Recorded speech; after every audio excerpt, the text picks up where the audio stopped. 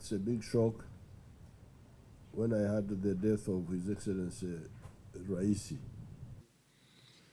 As I wrote in the book here, we have been dealing with Iranian leaders ever since we came into government. Now, when His Excellency visited us recently, I could see that he was a very dedicated person, but also a unifier. You remember we finished our meetings at Entebbe quite late, but he insisted to go at night to visit the projects which Iran had done here in the suburbs. And he went when it was already dark. Then from there, he went to the mosque, the Old Kampala mosque. He's a Shia, but he went to the mosque of the Sunnis. And while there, he found our own, because for us we don't believe in sectarianism, the picture he had with our Archbishop, who was also there because of the interreligious council. So this showed two things. First of all, his personal dedication. But secondly, his belief in the unity of the peoples. And now, that's just locally here, what I saw just in a few hours. But I have been following him, traveling very many places, Venezuela, Pakistan, where, India, Russia, what? Very active person. Now, for the people who follow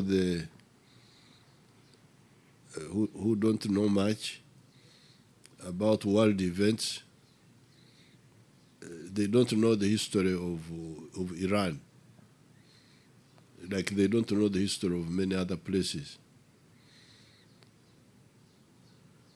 We're now talking of the religious leaders being in leadership of Iran, the Ayatollahs. And then some of these Western countries try to say they are Ayatollahs, they are religious, they are this, they are that. But in 1953,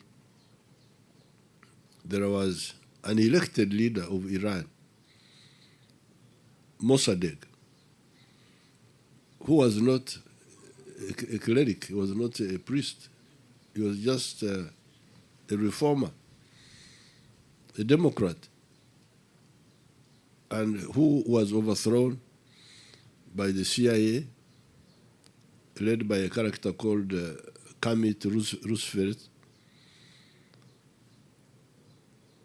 What was the problem of Mossadegh? Mossadegh wanted to nationalize the oil of Iran at that time, and that's why he had to be removed. Therefore, those parasites in the world who live by the miseries of other people should know that their time is over. The third world has come up. The anti-colonial movement in Africa, in Asia, in Latin America, working closely with democratic forces in Europe, will insist on a fair world, a new world order, based on equality and no exploitation of any person by any other person. So therefore, I came here to salute His Excellency Raisi's contribution, because I could see. We didn't take long, we talked a bit, but I could see what sort of person he was. Like I said, dedicated, and a uniter, because I saw it here. I didn't read about it, I saw it myself. Why is this president going at night to, because he could say that time is past, let me send a minister to do it. He went himself, he insisted. Then the mosque of Sunni, a Shia.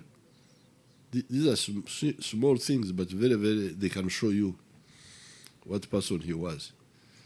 So I came to assure the Iranian people that we are with you. With the progressive people of Africa, we know. We know who is saying what and why. And we are never fooled by anybody who is playing games. We are glad that, because I think His Excellency Raisi even visited Saudi Arabia. Didn't he visit Saudi Arabia? Yes. Visited Saudi Arabia, because that difference between the Sunnis and Shias, we don't believe in those ourselves here. Our people here had those differences before our time. Catholics, Protestants, Muslims, Christians, rubbish. Toka hii mambo. We told them off. We don't want. That's your private matter between you and God. But for the country, you are a citizen. That's what we look at. We don't care about you. God is the one who knows who is good and who is bad. For us, we are dealing with the matters here on earth. And here on earth, we are talking of market, we are talking of roads, we are talking of schools, health. Then God does his own things also. So we rejected that. That's why when His Excellency Raisi went to Old Kampala, he found all the church people there. The Muslims, the Christians, they were all there to receive him.